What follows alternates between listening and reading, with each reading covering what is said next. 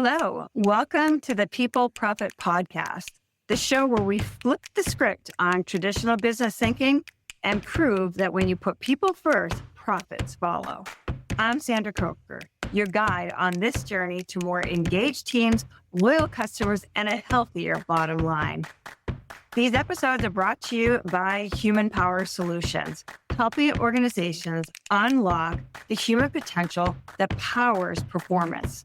Whether you're a leader, an HR pro, or a curious change maker, buckle up. We're diving into fresh stories, real-world strategies, and a few laughs along the way. Ready to turn your workplace into a profit-powered people machine? Let's get started. Welcome to the People Profit Podcast, where we explore how investing in people, starting with ourselves, fuels true success in business and in life. I'm Sandra Coker, CEO of Human Power Solutions and author of the best-selling book, People Profit. And today we're going to get personal. Expect some raw stories of courage, self-leadership, and reinvention that reminds us that life doesn't always follow our plans, but that's where the growth happens.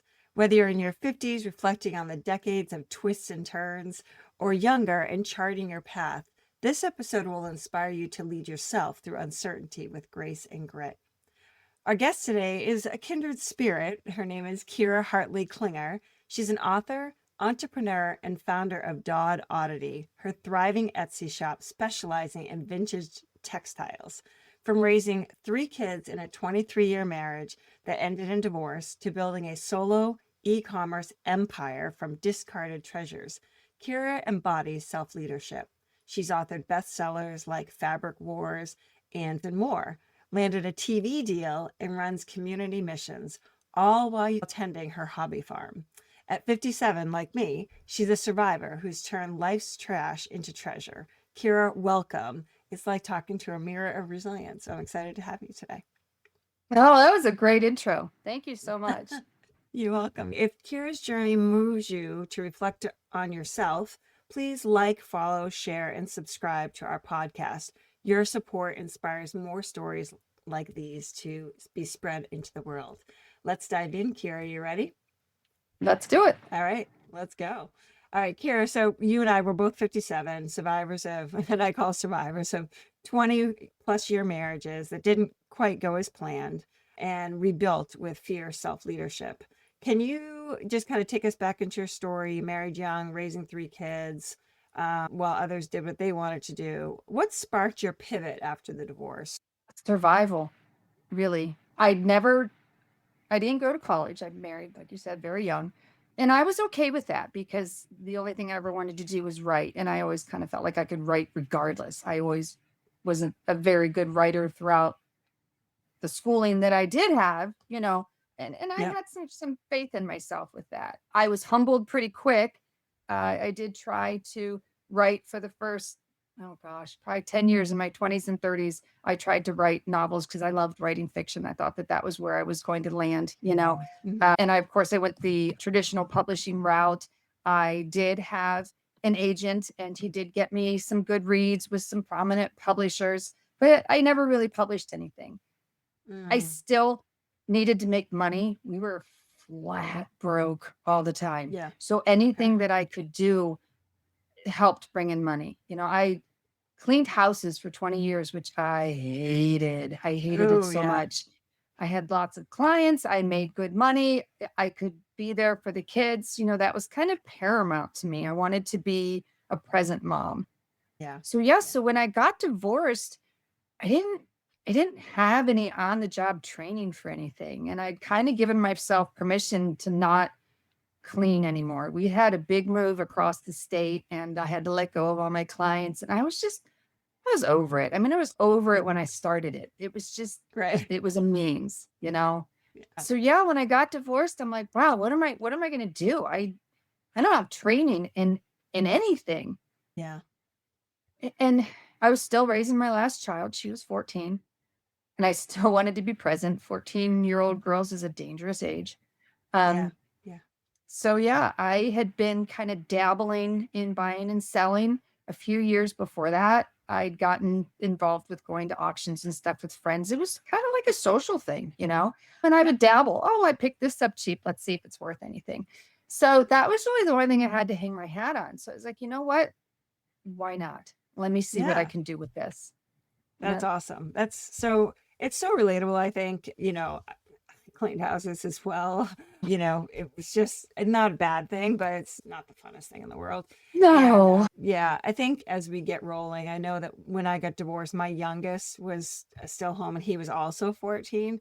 And at that time, I had my fitness center and I just was like, I can't live at this fitness center anymore when now he's home. So, just Yeah. being home there for the last 2 years. I think it's really interesting how we I think as women sometimes and just trying to navigate our path and having this kind of disruption, you've got to have a certain mindset and discipline to be able to make this leap that you made. And in your bio, you said everything started by accident, which I don't, we can talk about those things later on. But your intentional kindness, your positive attitude helped you build an Etsy empire with 17,000 plus sales.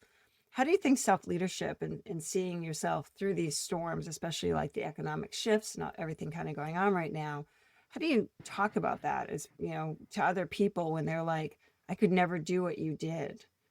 You would be amazed what you're capable of when your back's against the wall, you know? And as a mama bear, I mean, we're fierce.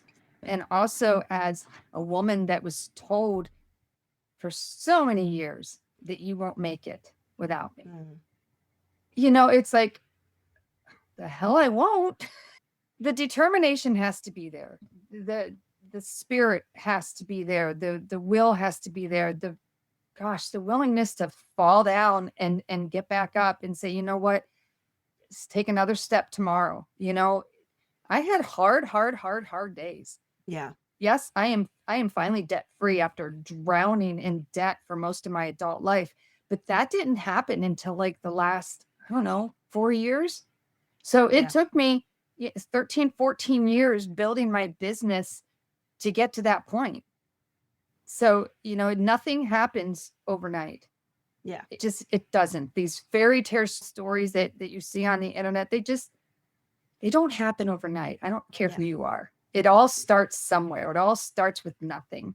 yeah, So, yeah, if you want it badly enough, don't quit. Just have to keep trying every single day. Try, and do some reading. I really wish I had podcasts when I was going through this because there are so many great podcasts out there that speak to people that are starting over or people that want to start a business. And you can learn everything that way. My eventual publications did not come through a traditional publisher because nowadays it's perfectly fine to do it yourself. I didn't have a right. clue about publishing. I had no idea, nothing. But I knew Yeah, that I couldn't pay somebody else to do it. So it was on me. And I figured it out. The I internet love is that. something that I did not have way back when. And it is a tool in itself. Ask It it really is. questions all day long. Yeah, 100%. And I love that there's no overnight success. There's always that backstory. I'm a huge music fan. I love music. And you hear about these bands that just make it overnight and they're like, wait, we've been playing for like 20 years and these dive bars, So I think that's really huge. Obviously you didn't have collegiate training, which we can talk about that at a whole other level. You had real life training. But talk about a little bit, when you've got people in your life that are, can you really do that? You should probably do something else. You're not really cut for that kind of success, right? You get that noise, and it's the story. Now it's the story that you tell yourself. How do you get out of that? How do you say, well, actually, mind, no, you're actually not correct. So this thought can go away. How do you do that? It is super, super important to 100%, especially in the early years, surround yourself by the right people. Surround yourself with the people that support you. I had a very strong support network. And the people that did not support me, or the naysayers, or the people that, thought I was wasting my time and thought that I should be going and getting some sort of degree instead of trying to strike it out on my own, you have to kind of silence that a little bit. You have to give yourself permission to not listen to the noise. and to Yeah. put it in the rearview mirror. And it's hard to do that sometimes. I take things very personally that people say to me. I don't get very many low star reviews on Etsy or eBay. I've been 5-star across the board. I can't tell you how long. I'm a people pleaser. I want people to be happy. I will bend over backwards to make a person happy. So when somebody comes at me and they're negative, it's in your ear, whether you want it there or not. So you just have to give yourself permission to say, you know what? Thank you for your opinion, and then move on. Yeah. Validate that they said something. I'm sure that they have your best intentions at heart, but move on. You have to follow the faith that you have in yourself. And I was lucky. I was raised to believe in myself no matter what, and to not be afraid to try. But there are people out there that were not raised that way. And I think that's so important, is when you acknowledge as being said. I'm super sensitive too. I'm one of 5 kids, or one of 6 kids, and number 5. And, always looking at my siblings and always like, I want to do that. And as I've grown and progressed, there's that doubt that they sometimes will be like, and it's for my own good. Like, what are you doing? But I tend to not surround myself with even family very much. I tend to surround myself with other people who think like I do. And I think that's really, really key. That's what really, I think, as you and I were talking a little bit prior, it's really what drew me to your story. And I loved what you had to say, because I really resonated with me personally. And I think it would resonate with a lot of others. So, when you think about things, life doesn't always go as planned. Our marriages are proof of that. And it's good, bad, and ugly. It shapes us to who we are, right? So my daughter and I were talking the other night. She's 28. We had dinner, and I've got one child who's disabled. He has mental health issues, got all this other stuff, and she's like, do you regret all the stuff? And I said, the journey's made me who I am today. So no. Was it difficult? Was it really hard? Yeah, pretty much. It shaped that resilience, right? Can you share like a raw moment where your self-doubt hit really hard, but your courage, like putting yourself out there despite, shyness, led to wins such as the book deal? So how did that all kind of happen?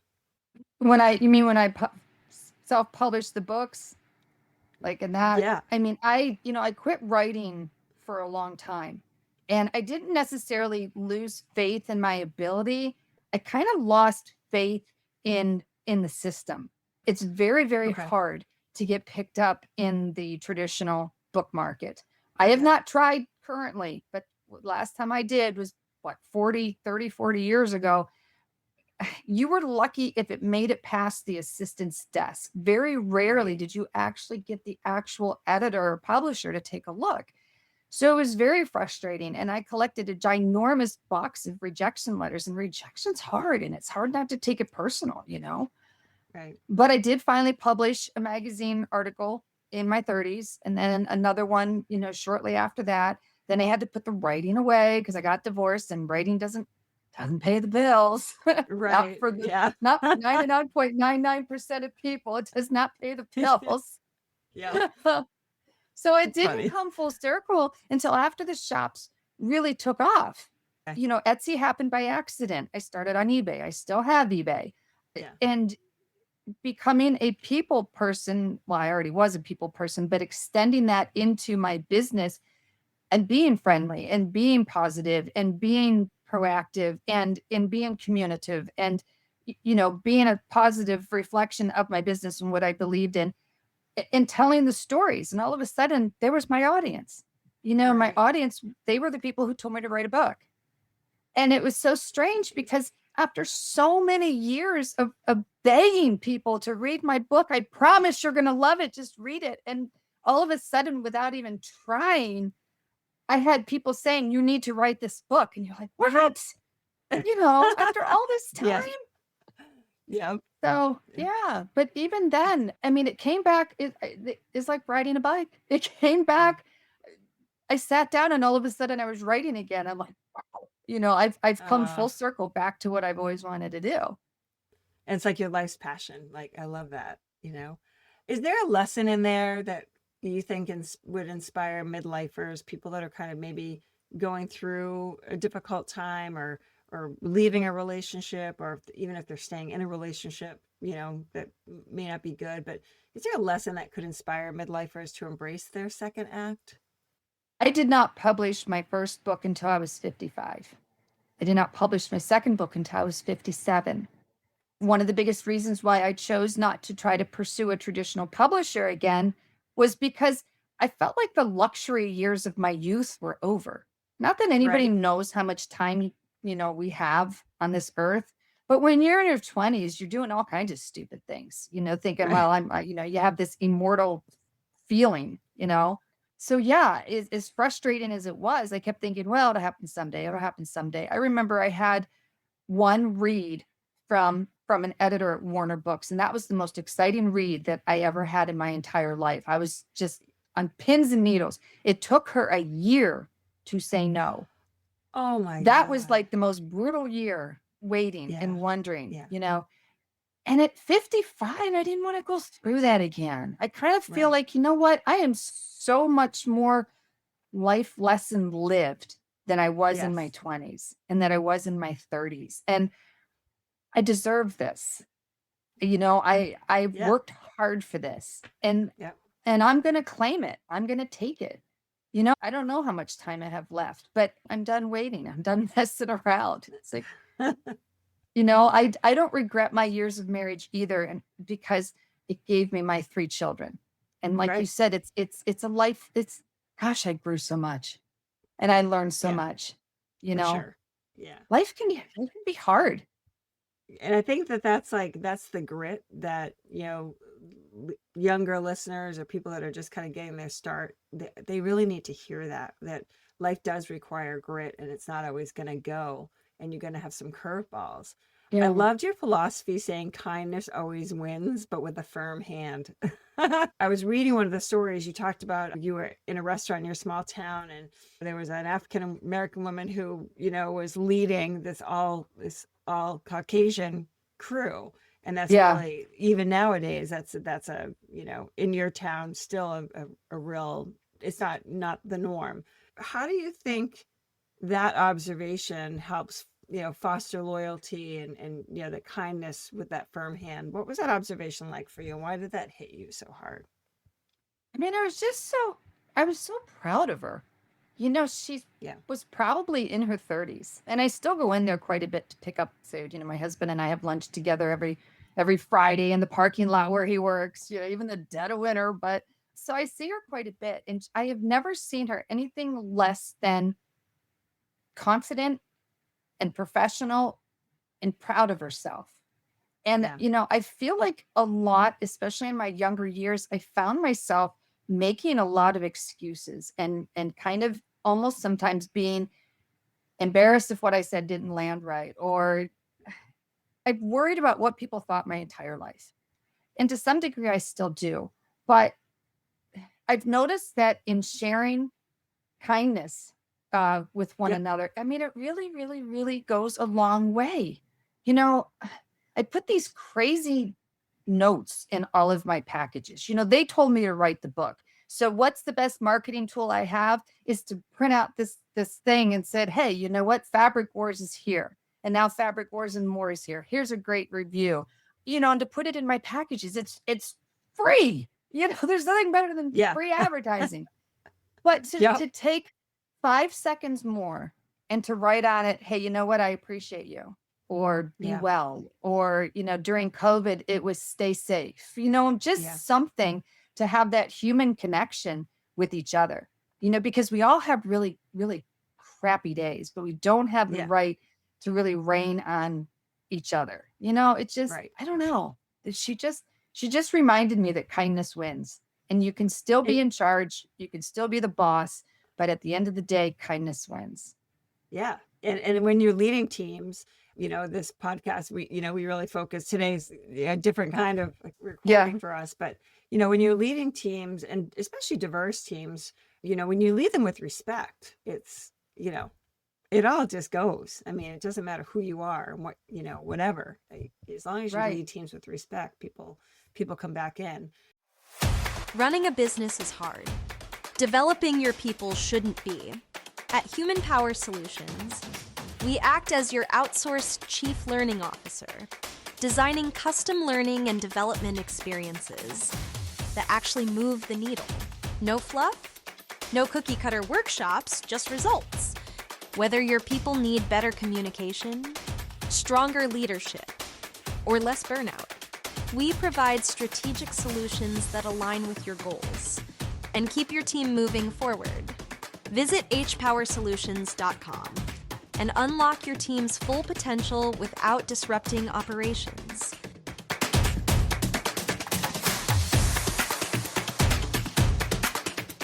So, you're running your hobby farm, Camp Klinger, and missions for seniors, kids, showing this harmony and chaos.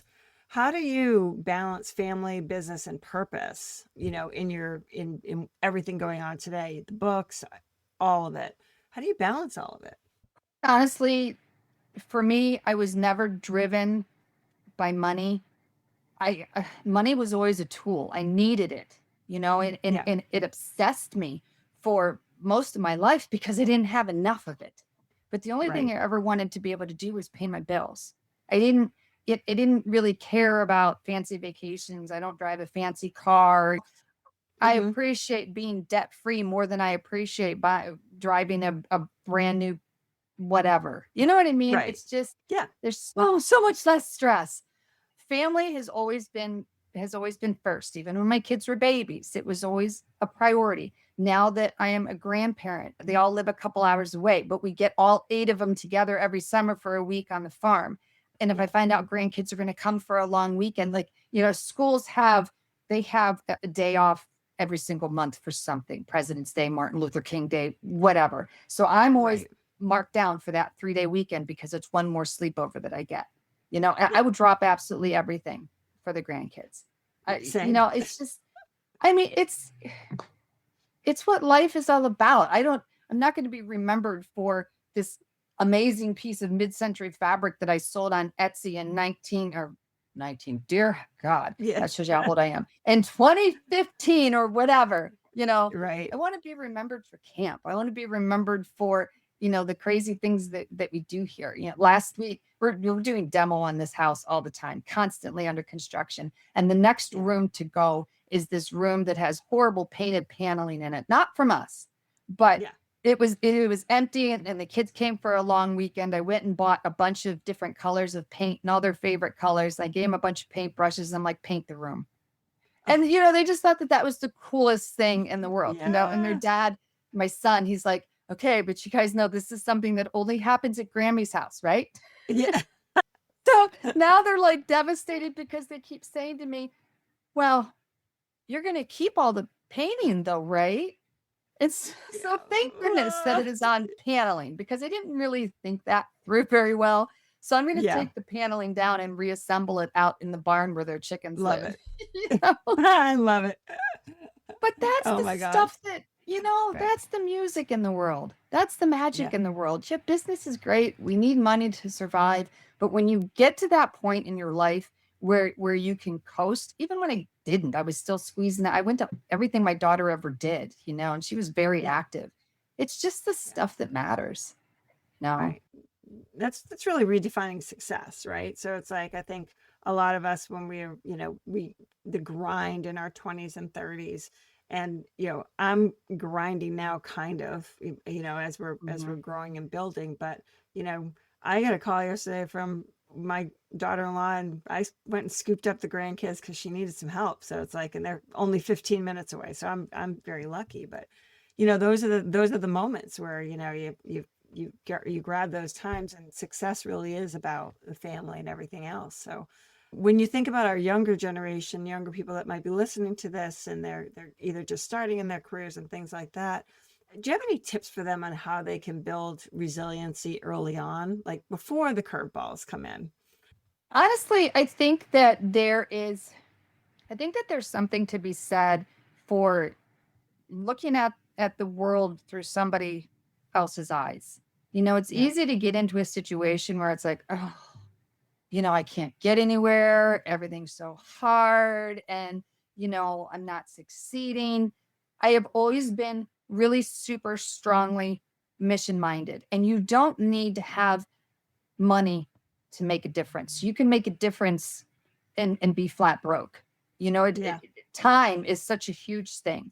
And even when my kids were small, I always encouraged them to do for others. There were leaf breaking projects for senior citizens. And my one son did a lot of missions down in the South, helping to rebuild porches and stuff at the church. I mean, there's always a way to help and to be present. And I really think that seeing the world through other people's eyes, not only does it make the world bigger, I don't know, there's always just that little bit more of hope inside of you. You know what? I'm doing okay, and I'm going to keep pushing, and I'm going to get to where I want to go. And gosh, people are just so grateful. I love it. We do missions in our town, helping to bring Christmas to the senior citizens and to the kids and whatnot. And for the past number of years, I have chosen to pick a senior citizen to take care of every single year, because they've lived life's lessons. They're like at a complete life cycle right now, and they're looking at life a little bit differently. And they are not only appreciating Christmas, getting the things that they need, but they're just appreciating the human connection. Yeah. So like in this mission to get to where you want to go and to build this business, it's easy to get into this little tiny solitary bubble where you feel like you're the only person in the world, and it's you against the world, and it's just fight, climb, and making your world bigger. I don't know. It's stupid stuff. We have all these chickens in the barn that belong to the grandkids, and they produce way more eggs than I don't eat eggs, than my husband will ever eat. So, we have a soup kitchen, and I take the eggs there. And we did that over camp this year. That was like a camp project. You know what? Let's wash the eggs. We have this amazing camp bus that I painted it to look like the Scooby-Doo bus. So we get seen. It's bright turquoise. You can't miss it. So we showed up during lunchtime, at the soup kitchen. And, the kids just jumped right on board with this. Kids are so naturally giving people. And as soon as they found out we were taking eggs, they're like, oh, we're going to make friendship bracelets for the kids. And so they just embraced it. I mean, it's just, it's such a big world. We're not the only person standing in it. We're not the only person struggling. Everybody's struggle is real. Again, kindness goes a long way towards others and towards personal growth. And just I love healthy mind, healthy soul. That's amazing. I love that. I'm going to shift gears for a minute. Sure. So you're solo, your customers are your team, and everything for you, as you just talked about, thrives on relationships. Yes. So I'm thinking about AI right now, right? So how are you facing AI's impersonal world that's really popping into the world right now? How can you help people prioritize the human elements for retention and profit in their businesses? I tell you that at least right now, while AI is extremely detectable, I don't think it does anybody favors to try to cheat. And I feel like in my business, that's what people are doing. I am required to create some sort of listing for what I'm selling. And the better description that you give, the more likelihood is that it's going to sell. Now, AI will generate this beautiful, flowery, completely fake description that has no personality. And people are just using the crap out of it. And if I'm looking for something, and I go to read the description because I want to know, okay, this is a vintage item. I want to know if there's anything wrong with it. I want to know, if there's scratches or rips or whatever. Sure. And if I don't get that information, I move on. And AI can't give that information. Right. And so beyond that, it doesn't make a personal connection with the human being either that is looking at it. I will always tell the stories on my pages because people resonate. People will tell me, I just spent 3 hours in your shop just reading all of your stories, and so how many people are going to say that about another shop, that you have this AI generated message that's just giving you this basic thing? I don't even know what it is. I can't stand AI. You can see, I use AI a lot, but you can see it. It's, for me, it's more of like the jumping off point sometimes if I need to just get a quick idea. But you can absolutely spot it a mile away on everything, right? And I think it is really important to kind of keep the personal stories and the personal connections involved in today's world. Maybe we're talking like our parents, I who don't knows? know. It could be. I mean, I'm not all against AI. My advice is to use it wisely. Don't Yeah, let it replace you. yeah, We absolutely. start losing these human connections, and what do we have? Yeah, You know? yeah. It's interesting that I've got kids in their 20s. I'm not sure how old your kids are, but mine are in their 20s. One's turning 30 tomorrow. And they're talking more about, like, one doesn't have social media, one has very little social media. And they're talking about more of the traditional values and the more things that they want to do. And then I'm finding this kind of shift kind of happening with them and their friends and things like that. So it's super interesting right now. Life is. Yeah, and I kind of see that with my Etsy shop because this generation has become super focused on saving the planet. And a lot Yeah. of what I sell in my Etsy shop, and it's all been somebody else's before. Nothing Right. that I sell in my Etsy shop is new. So it's somebody's collection of fabric, or it's somebody's old quilts, or it's being repurposed. And sometimes Yeah. things that are being repurposed and recycled are things that are no longer perfect, but there's a society out there that are making new things out of it. And it's all on this mission to recycle, reuse, keep things out of the Yeah. landfill. So Yeah. I'm really proud of that generation for that too. I think it skipped a few generations because the millennials drive me crazy at auctions. The millennials, this is not encapsulating. Yes, yes. Not everybody. Not everybody, but in my business, there are a lot of younger people that feel like it's a lot easier than it is. They think that they can Yeah. just go to a sale and pull out their phone and look up a bunch of stuff, know what it's worth, buy it, go home and make money.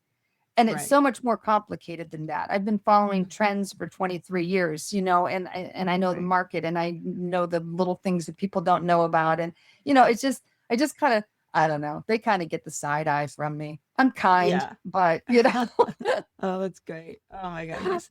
All right. So I Right. have a little, I have a really, I think it's fun. So, but my sense of Okay. humor is what it is. A little rapid fire session. Okay. So just 5 questions that I don't want you to think too much about, but just answer what comes to top of mind. Does that sound good? Okay. Yep. All right. You ready? All right. I know it's early, but all right. That's What's okay. I've been up one, since 4:30. good. What's one myth that's out there about midlife reinvention? That we're too old, that we're past our prime, that we can't compete with the younger generation. It all goes back to that we are here and we are wise. Yeah, yeah, I would agree with that. All right, what's been your hardest self leadership moment where you've had to kind of pull yourself out? I think probably when I decided to go full time into resale and give up all my other side hustles, and to have that leap of faith in myself and to give myself permission that, you know what, you can do this. Let go of everything else and focus. Love it, and you did, and look at you now. It's really amazing. All right, a daily habit for building courage. This is more of a tip for people that are listening to you going, I want to do that. Daily tip for building courage. I would say for me, I try to take a walk every morning. It's not a big walk, but I have this farm. I have the animals. I've been told that, these animals are, we have horses that never get ridden. And my defense is it makes me get out of the house, get out of my head for even 5-10 minutes every day. And Yeah, there's something about animal therapy, and there's something about being outside and looking at the world around and just taking it in and taking a big, fat, deep breath, coming back inside and sitting down again. love it, love it. If every survivor, so someone that's kind of like going through trauma, transitions, whatever, what's one philosophy they could embrace? For every survivor. Yeah. And that goes back to the courage too. Yeah. The courage to believe in yourself. But honestly, I really like the serenity prayer, and I have it Yeah. on my wall. I have to read it sometimes and remind myself that it's there. But, Yeah. basically it is, granting the wisdom of knowing what you can change, knowing what you can't change, and the courage to know the difference between the two. I love that. Oh my God, that's amazing. All right. What would be your next dream accidental adventure? What's next for you? So I've kind of already started this. Okay.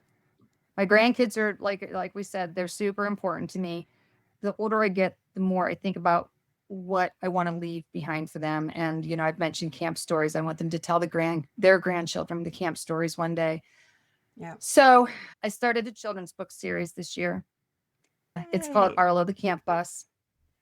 And it's going to talk about some of the things that happened at camp. It's something that my grandkids can hang on to and that they can keep.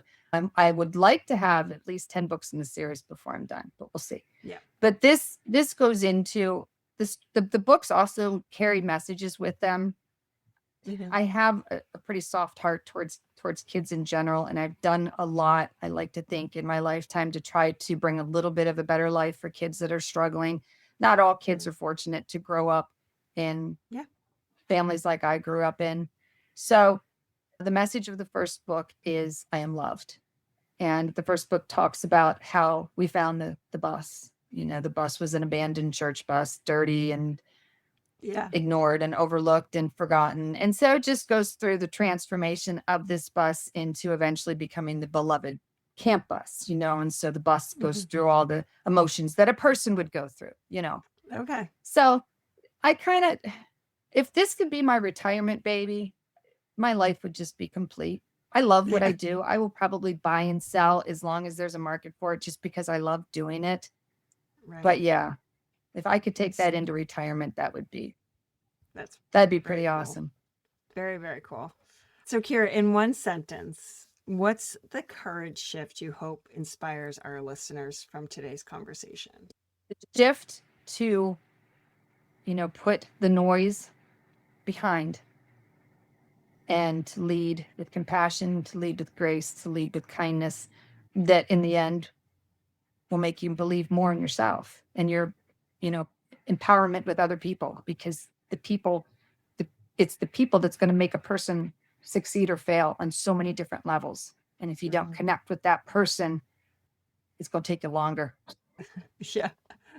That is definitely the inspiration that we all need to hear. Thank you so much for sharing your heart. I really appreciate everything that you talked about today. So for our audience, that's a wrap of another People Profit podcast. If Kira's story of self-leadership and courage resonated with you, again, please like, share, follow, and subscribe. Tag someone maybe who needs this reminder that reinvention is waiting for you and you're never too old to reinvent yourself. Kira, can you tell our audience how to connect with you and explore Dot Oddity, or how to find your books? Okay, so yeah, Dot Oddity is my Etsy shop, and you can buy the books there. I can sign the books there. The books are also available on Amazon. I cannot sign them on Amazon, but they're there too. I have a Facebook author page, Kira Hartley Klinger. I have an Instagram page that's also under Dot Oddity. And if you are a textile fabric enthusiast, I do try to do videos on Instagram as well when I have something new, or I teach burn testing, and I teach all kinds of baloney. It's not baloney, but. Yeah, I gotcha. Yeah, I gotcha. Awesome. And we'll make sure that everything is right down below. When we publish this episode, everything will be there. So for everyone here today, dive in today. Go visit her Etsy shop. Find her on Instagram and Facebook and LinkedIn. Kira Hartley Klinger, thank you so much. I really appreciate you being on our show today. Thank you for having me. Thank you. And listeners, remember, life's unplanned path leads to profit when you lead yourself boldly. I'm Sandra Coker. See you next time. That's a wrap on this episode of the People Profit Podcast. If you found a nugget of wisdom or even just a spark of inspiration, share the love, subscribe, leave us a review, and pass the episode along to a colleague who's ready to build a people-first culture. Big thanks to our sponsor, Human Power Solutions, for championing workplace where humans thrive and profits rise. Want to learn how they can energize your team? Head over to hpowersolutions.com to get started. I'm Sandra Coker, reminding you that when you invest in people, you invest in profit. See you next time.